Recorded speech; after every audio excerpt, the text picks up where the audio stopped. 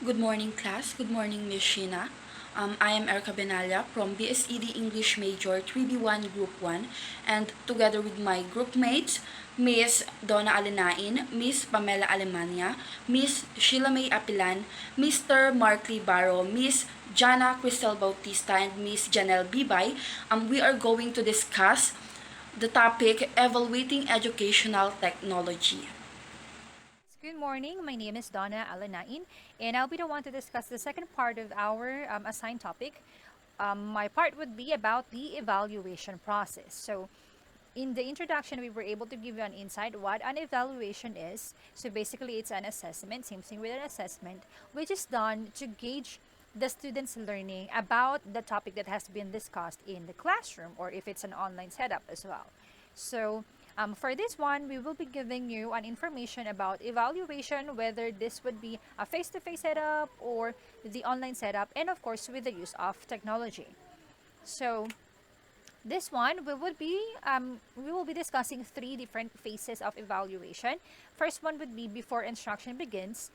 Then it will be followed by during the instruction period, and the third one would be after the instruction. So these are three different phases of um, when should the teacher evaluate their learning materials or the assessment itself. So for the first part, which is before the instruction, we do have dry runs. So dry runs is technically checking um, if the evaluation or the test that we have is actually going to run smoothly. If we would be having a pen and paper test, it will include checking for typographical errors, checking for redundancy, checking if the information that we have is accurate, especially if we do have like multiple choices. Do we give them right options? So those are some of the things we would check. And of course, if it's going to be an online assessment, it will also be checking for the availability of the forms. If we'll be using Google Forms, is it functioning well, and so all that. Now, this is actually connected with a technical check when we do the online assessment. So we check if um, there are any errors or any difficulties that may be experienced in the actual evaluation process. So we can correct it beforehand. So that's actually the essence of checking it before the evaluation process. Checking and correcting it so there won't be any problem that will happen during the process itself or the evaluation itself. And then checking for curriculum alignment. This means that we have to make sure that those topic that we're giving or the questions that we're giving is actually aligned within our curriculum. Like for our country, we're following the K-12 curriculum. So if we're giving out examinations to our grade 7 students, are those exams that we're giving accurate or appropriate for their level? So something like that. We do have here some questions that we have to answer before the instruction. First one is the reading level appropriate to the reading age of the user? So same thing with curriculum alignment. If we're checking or if we're giving examination to grade 12 students, are we giving them the right choices of words? Is it not too difficult that they would have a hard time processing it because it's not on their level? Is it not too easy that it will hinder them from learning new things? Like it's really very easy and it seems that it should be for a lower grade than them. And then the next question is the content accurate? Is it free of bias? So this means that we have to make sure that the questions we're providing are actually checked, factually checked. We have to make sure that, say, for example, you have asked a question and you've given them multiple choices. We have to make sure that the choices they have in those multiple choice are all correct or factual. And then we have to make sure that it's free of bias, meaning it's not an option or the ABCD multiple choices option that we provided is not just our opinions. And then the next one is there an option facility so that the teacher can change the ability level? So that means that is there any access that the teacher can have while the for the evaluation process, so if ever that there are any problem that may occur, can they change it? So can they do that? So those are some of the things that we have to check before the instruction. The next phase would be during the instructional period. So this is while the assessment is ongoing. First question we have, is there online on-screen help? And if so, is it short, helpful, and easy to read? So this is especially true if we are using online tests or if we're using gadgets. So, of course, there will be facilitators for the exam. Even if it's a face-to-face exam in a computer lab, there will be facilitators, teachers that will help you. But we cannot guarantee that the teacher will be able to do this one by one. So it's important that we have an online screen help or like a help desk that they can check, so they can answer or look for help themselves. And the next one is the screen interface clear and easy to follow? Is it bright, attractive, and appealing to the user? This is especially important if we are handling lower grade levels. So a bright, attractive, and appealing interface would keep our learner engaged. So they won't be bored while taking the exam, and we can make sure that they are still focused with the exam. The next one is, can icons be clicked easily? Are they large enough for younger children to be able to use? So basically it says, is it user friendly? So we should tailor fit it. If we're dealing with younger student, then of course we have to make sure that it is usable for them. And the same thing with our elder or older students. Last part would be after the instructional period. So this is after we have already evaluated the children. So they have already done answering the exam. First question we have, or first point we have, is how did I ensure that all students had access to the ICT activity? As a teacher, have you checked if every student were able to follow the instructions and finish the exam? Was there anyone left behind? What are the things that you have done to make sure that everyone will finish on time? So those are the things. What were the learning outcomes for the students in ICT? So the students that are focusing on the educational technology, what are the goals that was set for them, and is it being tackled, or is it met? Was it met? Next is, what assessment opportunities were there? So if there are any problems that may have arisen during the evaluation process, you have to take note of it. And what are the things that you can do to develop it or to improve it? The next would be, how does this experience add to my understanding of teaching ICT capability in literacy development? So what have you learned from it? You as a teacher, even if you are the one facilitating the evaluation process, what are the things that you have learned from it that you can use in the next evaluation with the next class or on the next topic? And then last would be, what will I do next time? So of course, once that you have encountered some difficulties and you have take note of that, then you can have a plan of what would be the best thing to do the next time. So you can help your student, and so you won't encounter the same problem again.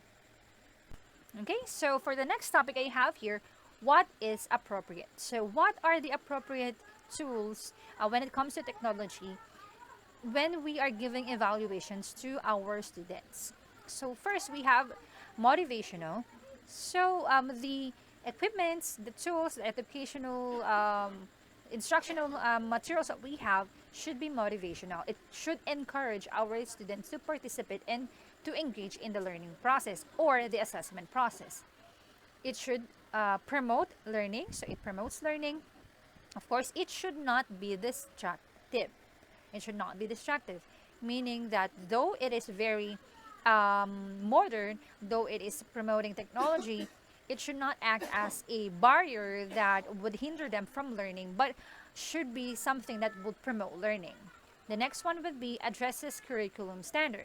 As what I have discussed previously, this technology should follow the curriculum guide, especially in our country. Now that we are adapting the K-12 program, we have to make sure that the assessment we are giving is also in line with the curriculum standard. Of course, there are some traditional type of assessment, but now that we are we are trying to progress, then we would be looking for better ways to do the assessment.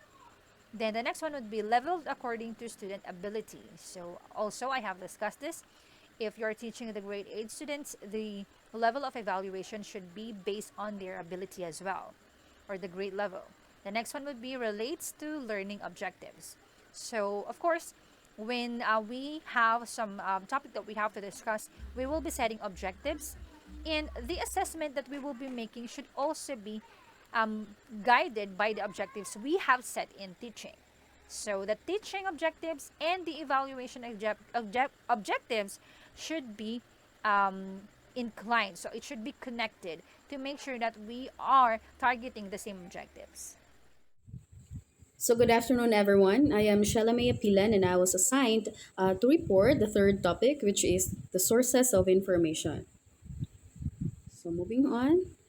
What is this topic all about? So, since it's all about sources of information, of course, we have here encyclopedias, dictionaries, handbooks, of course, scholarly journals, theses, dissertations, so book, newspapers, trade journals, magazines, blogs, wikis or Wikipedias, and web pages. So, each of these sources of information will be defined later. Okay? So, let's move on. First, we have our encyclopedias. Encyclopedias, dictionaries, and handbooks. Of course, these three are established information based on the work of subject experts. So, of course, without experts, yung mga people who are studying languages or language, wala tayong encyclopedias, dictionaries, at saka handbooks na objective, legit sources of information. Okay, so the information can be little older since, di ba, most of like old words are all written in encyclopedias, dictionaries, tsaka usually sa handbooks. Or sa dalawang to, sa encyclopedias and dictionaries. That's why the information can be a little older, but this may be a concern for fields such as medicine and technology. But it is very helpful for the fields such as medicine and technology. Hindi naman siya masyadong concern because usually ang mga old resources na gaya ng nasa encyclopedias and dictionaries are very helpful para sa mga studies such as science studies or research studies, okay, in medicine and technology. Next, we have scholarly journals, theses, and dissertations. So this is usually for like us na research study. Okay, so reports of original research and study made available to scholarly community to advance the study of the discipline. Also, usually reviewed by expert on the subject, so peer reviewed. Next is often cutting edge but not yet verified at the time of publication. So, ito usually mga sinusulat ng mga or ginagawa natin as students. Hindi pa siya for publication kasi it it is requisite na i-verified pa yan ng mga experts. So, pero yung mga published na, that could be a good source of information. Yeah, so next, of course, books. So, iba-ibang klaseng books meron tayo, di ba? So, pwede siyang maging source of information, mga books na pinagsusulat ng mga famous, well-known authors. Di ba? So, in-depth look at a topic by an individual author or a small group of authors or an edited volume with chapters by multiple authors may contain a bias. Of course, usually, may mga, lalo na yung mga sinusulat na mga personal blogs, na mga books, di ba? Hindi may iwasan ng bias kasi personal opinions nila ang nakapaloob or yung content ng mga naisulat nilang book. So, hindi talaga may iwasan ng bias. But still, if we really wanted to have a good source or source of information, we should not rely on a certain or one book only. But after reading a particular book, if you want to confirm it, then you can search it to other web pages or sites na pwede mong ma-confirm yung gusto mong malaman about a certain topic. If you are not satisfied with what you have read from the books. Okay? Kasi sabi nga, books may contain a bias. Di ba? So that is very a hot issue today. Next, of course, newspapers, trade journals, and popular magazines. So, ito rin ang some sources of information lalo na sa mga medyo sa mga medyo mayaman, yung mga popular magazines kasi yun yung mga ang mga content ton is are like yung mga people, mga prominent people, mga rich people, yung mga success stories nila, ganun. Also sa atin sa urban and also hindi lang naman yung mga mahihirap ang nagbabasa ng newspapers. So, there are also businessmen na more on reading newspapers. So, pwede rin tayo makakuha ng informations doon. Mga important informations about the news about the society, about the education, about, yes, about what's up or ano yung hot topic at the moment. So, dun po natin makikita yon. So to define it, sorry, to define it, newspapers, trade journals, and popular magazines are the reports of news relevant to the audience. Of course, relevant for the publication. So, di ba, bago ma-release or bago natin ma-read ang newspapers or magazines, kailangan munang ma-revise or ma-verify ito ng mga expert before publication. So that is very important sa audience para ma-sort out or ma-check ng mga expert kung meron bang bias doon sa content nung naturang mga sources of information. Next is a little removed from the original research, event, and organization, etc. Also may contain a bias, ayun na nga sinasabi ko, and or may not present a complete picture of the topic. So that's why usually gaya ng sa subject natin sa campus journalism, diba? So we are tend to revise our written works hanggat makakome up tayo ng isang objective article na hindi na magiging bias. Diba? So that is the very important purpose of verification to for these sources of information relevant and be objective to what is really real information. Okay? Next, so ito yung sinasabi ko, mga blogs, wikis. Diba usually kapag nag-search tayo on Google, we surf. Then the first site na lumalabas talaga is the wikis. Diba? Sa Wikipedia, so lumalabas yung whole history ng, for example, nung sinesearch natin ng story, background ng isang author, ganon. Also websites. So there are also many websites na pwede natin i-visit if we wanna search something. We wanna search information that we are interested in. Okay, so to define this, blogs, wikis, and websites may contain useful information or links to useful information. So may or may not be written by expert on the subject. So usually, sinasabi ditong hindi written ng expert on the subject kasi kadalasan, lalo na sa mga blogs, pwedeng hindi naman a professional, di ba, ang nagsulat. Pwedeng usual common person lang na mahilig talaga magsulat. So yun. It may also contain bias and or may not present a complete picture of topic. Why bias? Kasi nga sabi ko kanina, a person is writing what is in his mind, all of the opinions in his mind, and he wrote it. He uploaded it, then it became a blog. So that may contain bias. Okay? So it may also be trying to sell you something or some idea. So parang it's selling you about something idea na it made your mind be like, ding, this topic is very interesting. So kapag napaisip ka ng, oh, this topic is very interesting, then the idea is solved. Okay? Kasi napating ka eh. Meaning, napaisip ka. So we're through with the sources of information. Now let's move on to the steps to evaluate the value of educational technology. So in here, educational technology can be a powerful tool in improving learning outcomes of students. So it can help educators widen the horizons of students and allow them to explore the boundaries of their freedom. It can add value to each teacher's lesson and give greater depth to each school's curriculum. However, in order to utilize educational technology to its maximum potential, educators must take steps to evaluate the value of educational technology in their schools. So, on the following slides is the step by step guidelines by which schools can evaluate the value of educational technology as used in their institutions of learning. So, first, so we have here first setting goals. So the first thing educators must do is set goals for each program, for each subject. Okay, so in setting goals, we could answer these questions. So what do you intend to achieve by making use of a certain technology?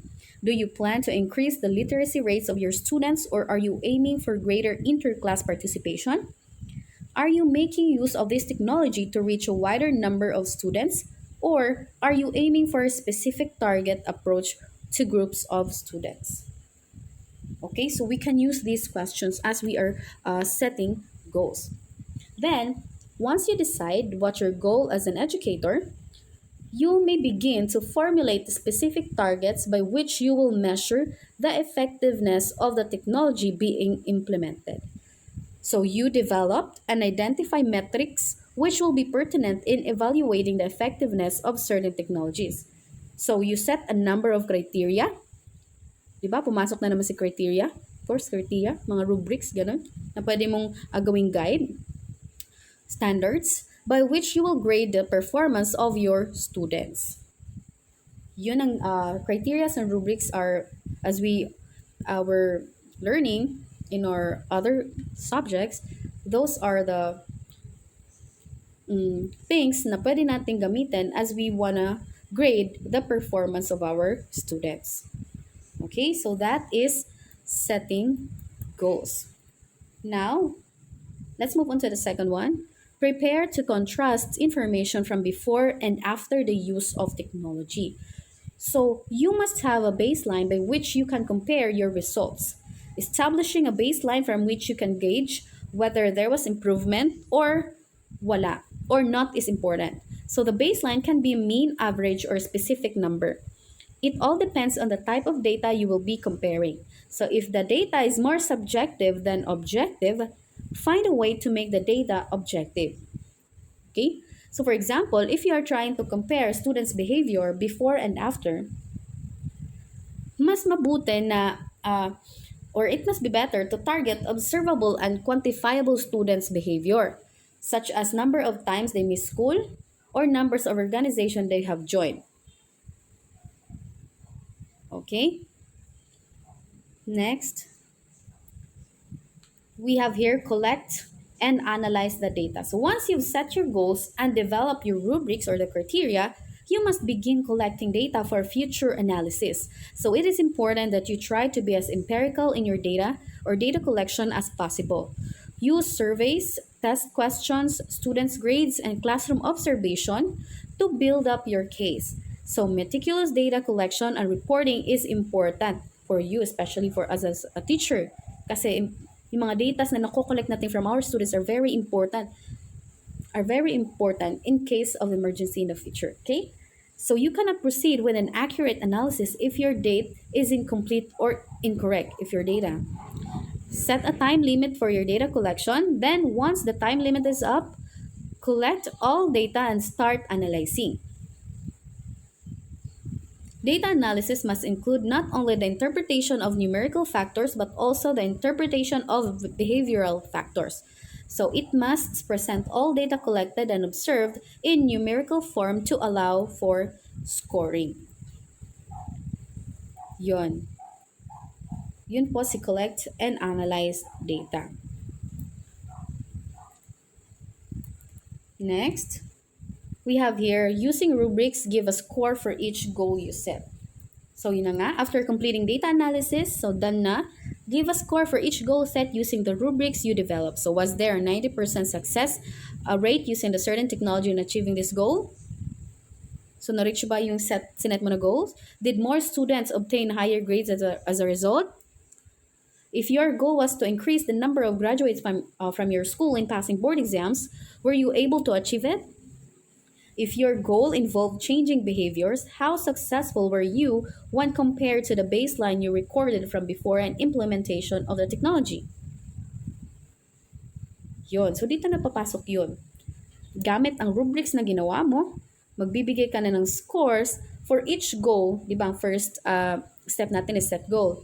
Sa mga goals na sinet mo, na-reach ba? So give a score. Yon. There must always be a score attached to each goal. Sabi, when you have finished, present your findings and recommendation to the school board in a final report. Then, publish these findings for peer review. Peer review is like you want your co-workers to review your tawag nito report. Ganon. So those are the steps in evaluating the value of educational technology. Okay, so next, okay, I've searched 10 great educational websites for teachers. Okay, so we have here Khan Academy, so provides free educational content in the form of instructional videos and practice exercises covering different subjects including math and so on. We also have here Read, Write, Think, so offers wide variety of classroom and professional development resources. Next would be Common Sense Media. Wow, Common Sense Media is a platform where you can access teacher-created reviews. So, sinerch ko to para may share sa inyo mga websites na pwede nating i-visit if ever we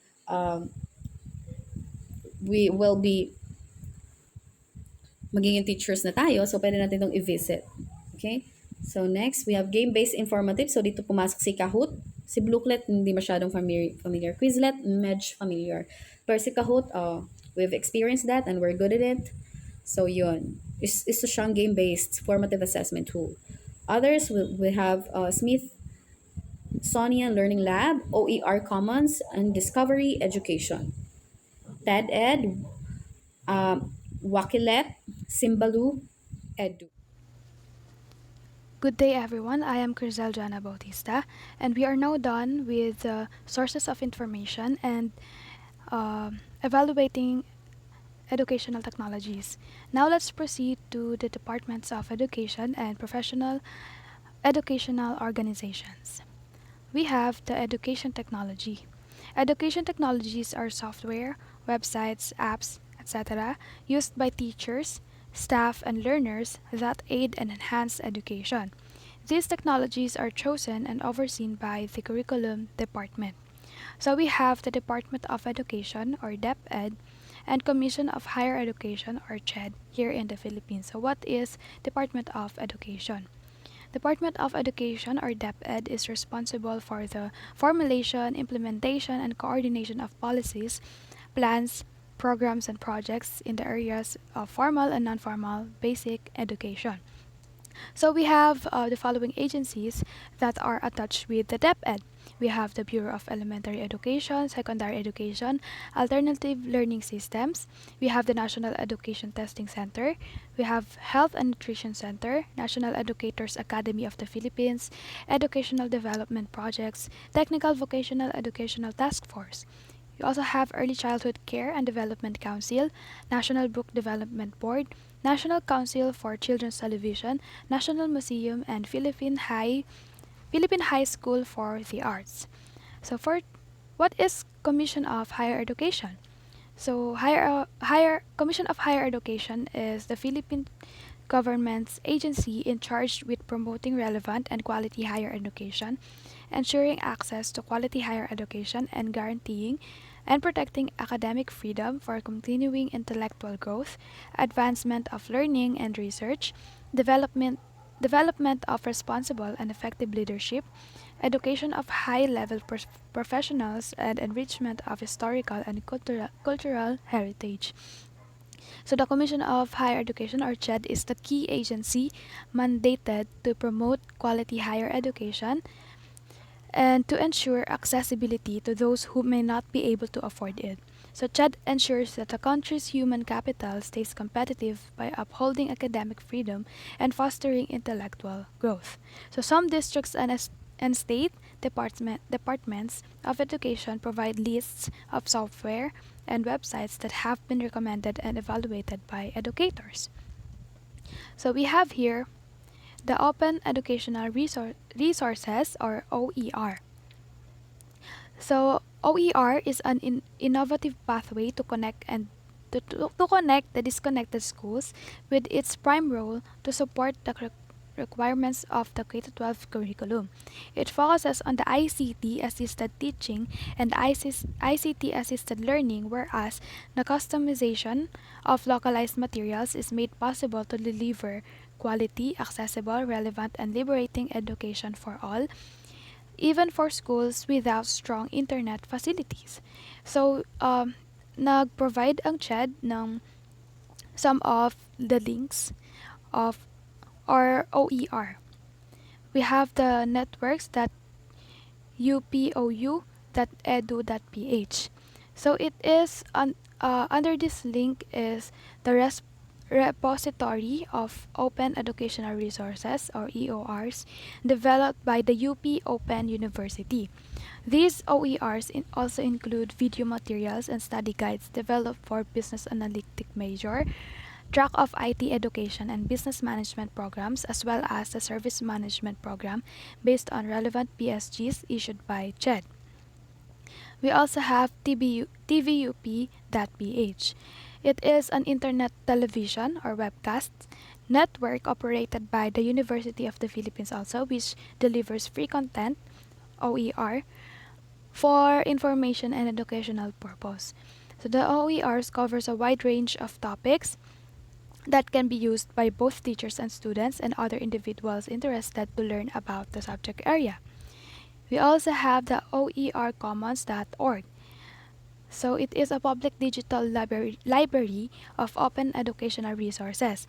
Teachers can explore, create, and collaborate with other educators around the world to improve curriculum. We also have the model.upou.edu.ph.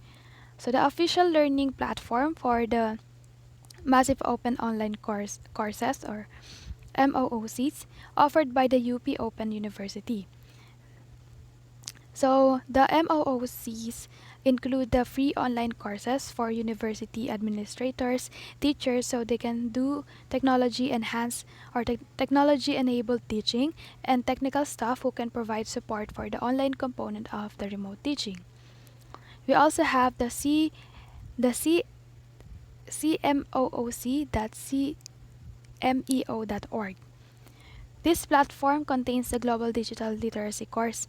This course will help you develop a fundamental understanding the norms of appropriate, responsible behavior with regard to technology use.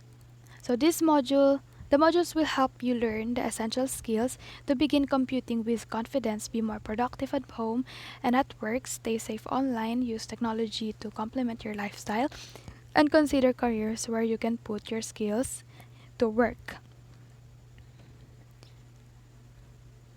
Now let's proceed to professional educational organizations. So we have the local organizations, state organizations, regional, national, international. So an organization is a group of people who work together, like a neighborhood association, a charity, a union, or a corporation. You can use the word organization to refer to a group or business, or to act of forming or establishing something. So local organizations, the first one, it means an organization whose activities are limited to the state or to a specific geographical area with the state. We have the state organizations, which means the country or state under which laws a person is organized and existing, or with respect to the lesser, the country and or state. We have the regional organizations, a subcategory of international organization. They can be financial, non-financial institution. They consist of those supranational institutions whose members are governments or monetary authorities of economies that are located in a specific region of the world. We have the national organizations. It means a professional association approved by the board that examines, registers, certifies, and approves individuals in education programs relating to operators of sources of radiation. We have also international organizations that includes members from more than one nation. So some international organizations are very large, such as business corporations. So these professional educational organizations provide information on educational technology. Hi, my name is Janelle Francem Bibay, and I'm about to discuss the catalogs in evaluating educational technology. So let us first define what is catalogs. So catalogs are lists or records as of items for sale or courses at a university systematically arranged and often including descriptive material. Teachers and students use technology in the classroom in a variety of ways to boost the learning experience and make education smarter than ever, and education technology or EdTech is now an industry of its own. So this technology in education enables children to adjust to their own pace of learning. Students who need extra time can spend more time going over exercises until they understand, while students who need less support can continue ahead, and it also frees up the teachers to help kids who need more support on an individual level.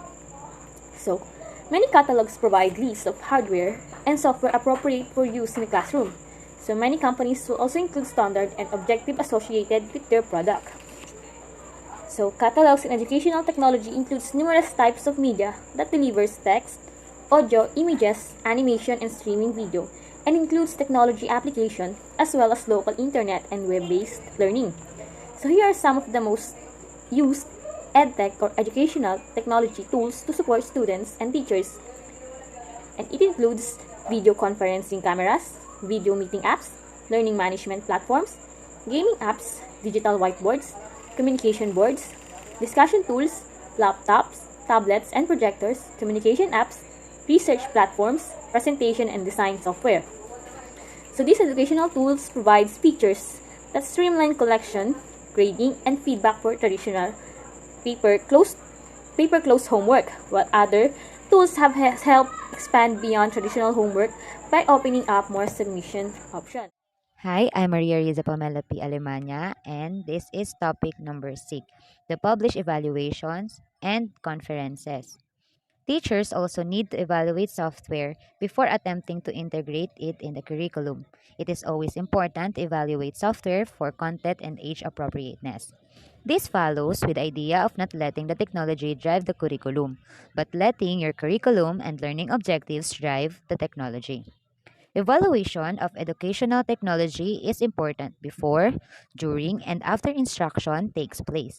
Evaluation after instruction is a crucial component of a lesson that effectively utilizes technology and digital media. Teachers can rely on a variety of resources to help evaluate the appropriateness of educational technologies.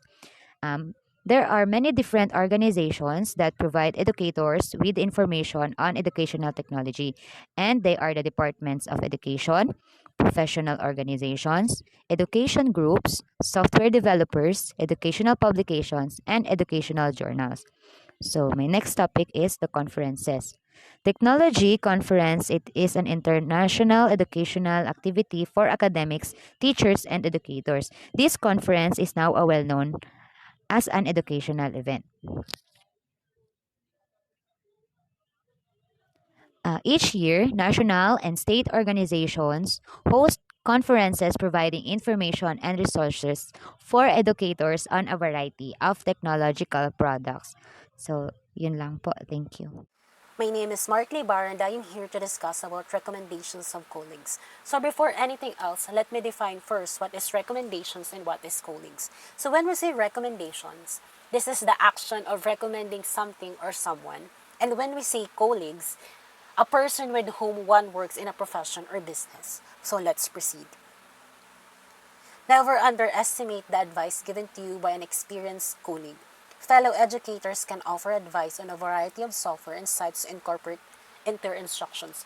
It is really true that if you're new in the field of teaching, it is good to seek or to ask help from someone that is already knowledgeable and already has the experience about teaching. because they have something that you don't already know, and maybe you have something that they don't already know. So through this, or listening to the advice given to you by your colleagues, teachers can collaborate to share their ideas and resources online. And doing this thing, you're not just going to collaborate, but there's also one thing that you can gain from this. You can also develop your research skills by doing this, and it is good to listen to advice given to you by your colleagues that is already experienced, because you can have a different access, or there will be an expanse of materials that you can use. You will have a plenty of resources and credible websites that can be a necessity to utilize your teaching. For the next topic, I'm going to discuss the web. So, the web. The World Wide Web, or most commonly known as the web, is a global information medium which user can access via computers connected to the internet.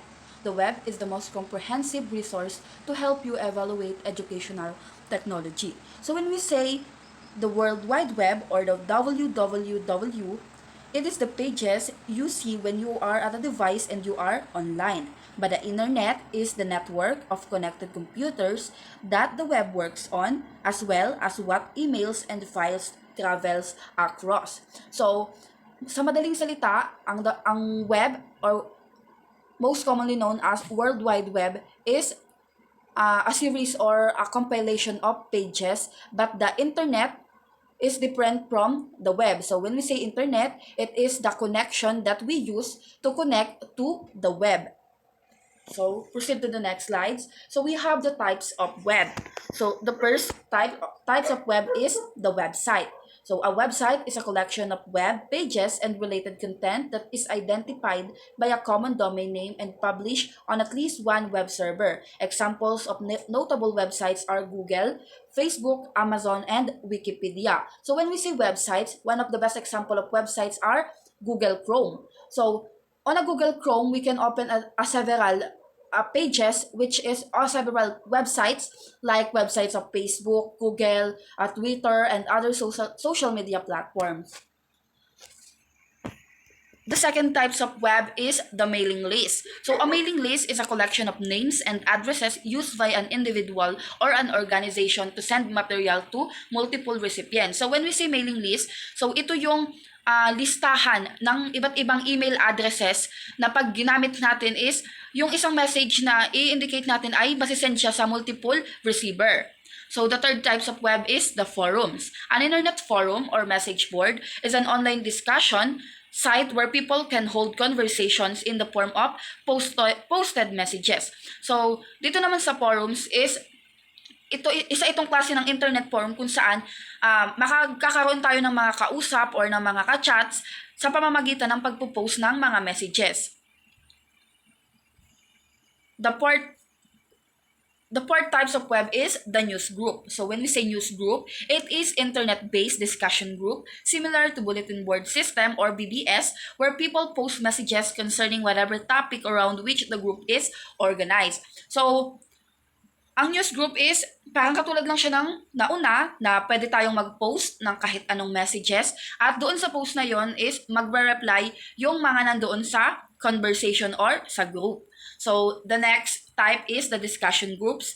So a discussion board, known also by various other names such as a discussion group, discussion forum, message board, and online forum, is a general term for any bulletin board where you can leave and expect to see responses to messages you have left. So parang katulad lang din siya ng news group at ng discussion group kung saan magpo-post tayo ng messages, and pag nilib natin yung discussion group na yon at pag bumalik tayo ay makikita din natin yung mga iba't ibang reply and response ng mga kasali doon sa discussion group. So next type is the wikis. So a wiki is a collaborative tool that allows students to contribute and modify one or more pages of course-related materials. Wikis are collaborative in nature and facilitate community building within a course. Essentially, a wiki is a web page with an open editing system. So wiki is also known as Wikipedia. So isa itong page kung saan maaari tayong kumuha ng iba't ibang information Pero sa ngayon, ang mga wikis ay hindi natin masasabing sobrang reliable. So bakit? Kasi ang mga Wikipedia files ay maaaring i-edit ng isang user ng web. So the next types of web is the blogs. So a web blog, or also known as blog, is a website that contains a log or diary of information, specific topics, or opinions. A blog author or the blogger links to stories or other websites with relevant and interesting information. So when we say blogs, so sa ngayon nauuso yung vlogs. So pero it is a different types of vlogs kasi yung sinasabing kung isang vlog is spelling niya is VLOGS. So kung saan ito yung video logs. Pero itong vlogs, itong written logs kung saan ang isang vlogger or ang writer na gumagamit ng blog ay nilalagay niya doon yung mga nangyari sa kanya, yung interesting na mga kwento niya sa buhay niya or adventure o kahit ano pa mang nangyayari sa kanya, at doon ay mababasa ng mga readers niya kung ano ba yung mga nangyayari sa kanya. So ayun yung sinasabi nating blogs. So there is a quote that technology will not replace great teachers, but technology in the hands of great teachers can be transformational, according to George Couros.